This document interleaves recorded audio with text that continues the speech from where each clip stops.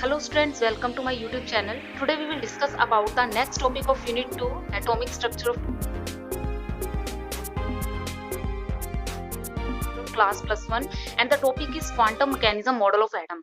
In last topic we discussed about the Bohr's model and Hundsberg uncertainty principle and why we need to quantum mechanism. तो हमें quantum mechanism की need आवश्यकता क्यों पड़ी, तो उसके लिए मैं आपको इसमें बताऊंगी। तो जो आपका क्वांटम मैकेनिज्म था उसकी जरूरत इसलिए पड़ी, जो आपके जितने भी क्लासिकल जो मैकेनिज्म थे वो सिर्फ न्यूटन्स लॉ ऑफ जो न्यूटन्स के लॉ के ऊपर जो बेस थे, न्यूटन्स लॉ ऑफ मोशन पे जो बेस थे, वो सिर्फ और सिर्फ स्टूडेंट सिर्फ और सिर्फ वो मैक्रोस्कोपिक बॉडीज की ही डिस्कस कर सकते थे।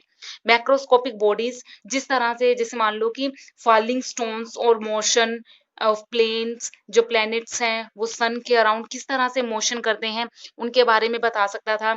आपने कोई स्टोन को फोल्ड किया, वो कहाँ पर गया, तो इस तरह की जो आपके मैकेनिज्म थे वो तो न्यूटन्स लॉ डिस्कस कर देता था।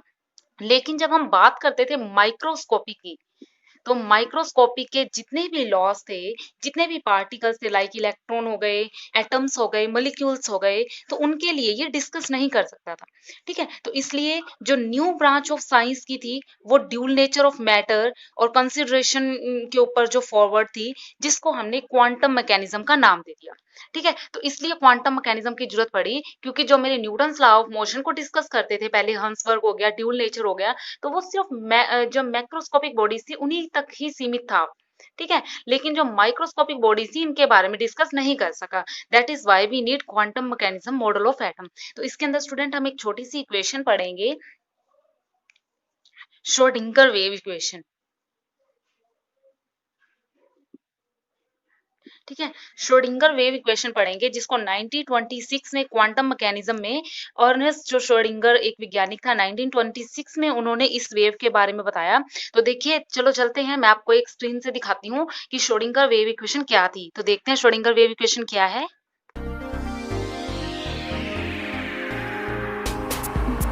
तो स्टूडेंट, श्रोडिंगर वेव इक्वेशन में क्या था?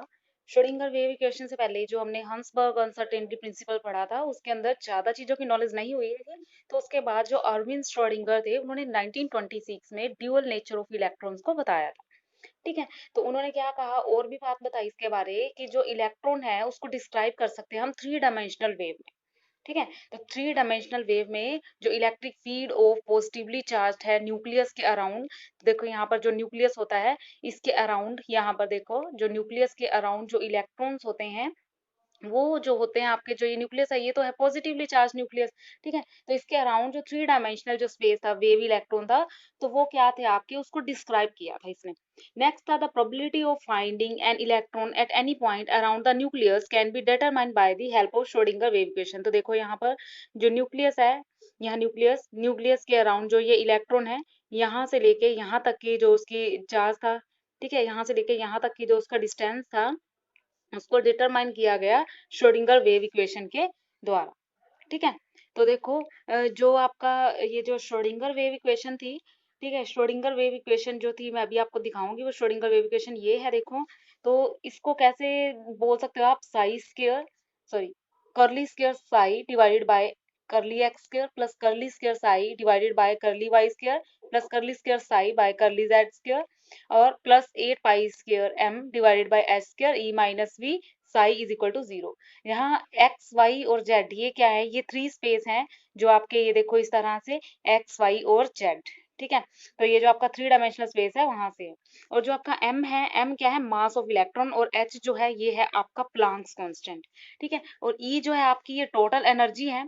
ठीक है, टोटल एनर्जी है, जितनी भी एनर्जी है टोटल उसमें, और वी जो है ये आपकी पोटेंशियल एनर्जी है इलेक्ट्रॉन्स की, पोटेंशियल एनर्जी ऑफ इलेक्ट्रॉन। तो ये जो इक्वेशन है, ये इन दोनों के बीच में जो डिफरेंस है टोटल, ठीक है, जो कि टोटल एनर्जी और पोटेंशियल एनर्जी में डिफरेंस है, इसको काइनेटिक एनर्जी का नाम दिया गया। ठीक है, तो ये E माइनस वी जो है आपका काइनेटिक एनर्जी इक्वल है। साई जो है यहाँ पे एम्पलीट्यूड है वेव का, जिसको हम वेव फंक्शन भी बोलते हैं। ठीक है, वेव फंक्शन, ये देखो इस तरह से वेव फंक्शन हमने किया था, ये एम्पलीट्यूड होता है यहाँ पे। ठीक है, इसको एम्पलीट्यूड बोलते हैं। ठीक है, ये जो आपका है ये एम्पलीट्यूड है। तो जो आपका यहाँ पर जो ये करली है, करली स्टैंड्स करता है आपका इनफाइनाइट जो चेंज।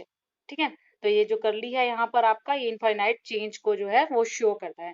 तो ये स्टूडेंट्स आपकी टोटल जो थी श्रोडिंगर वेव इक्वेशन थी, जो कि क्वांटम मैकेनिज्म मॉडल में से आई थी।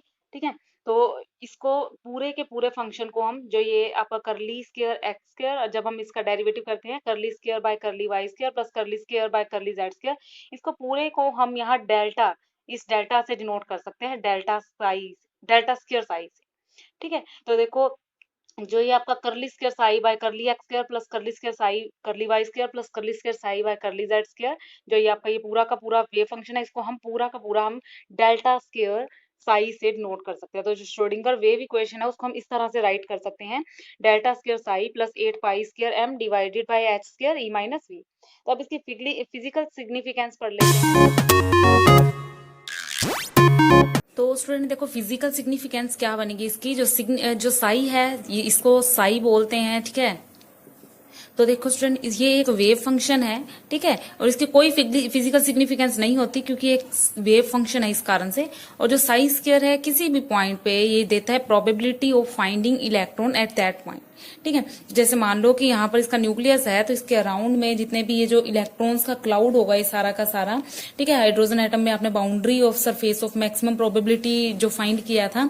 ठीक है, तो वो उसके अकॉर्डिंग जो है जो आपकी quantum mechanism model of atom concept है एटॉमिक ऑर्बिटल के बारे में, जो लाइट अनसर्टेनिटी प्रिंसिपल और बोहर्स मॉडल ऑफ जो एटम है उसकी पॉसिबिलिटीज के ऊपर जो है डिफाइन करती है, उस थ्योरी को हम नेक्स्ट वीडियो में पढ़ेंगे। ठीक है, उसके अंदर क्या है इलेक्ट्रॉन को जो फाइंडिंग करने की प्रोबेबिलिटी है क्या होती है, क्लाउड क्या होता है इलेक्ट्रॉन्स का, उसके बारे में डिस्कस करेंगे। और उसके बाद पढ़ेंगे कि जो ये आपकी क्वांटम मैकेनिज्म जो थ्योरी है ये 4 नंबर्स के ऊपर जो है सारी की सारी जो थ्योरी है उसके ऊपर है, स्पिन नंबर है, स्पिन क्वांटम थ्योरी उसके ऊपर डिफाइन है। तो उसको हम नेक्स्ट वीडियो में पढ़ेंगे स्टूडेंट। तो ये सिग्निफिकेंस जो है नोट कर लो। तो नेक्स्ट वीडियो में नेक्स्ट टॉपिक पढ़ेंगे। Thank you.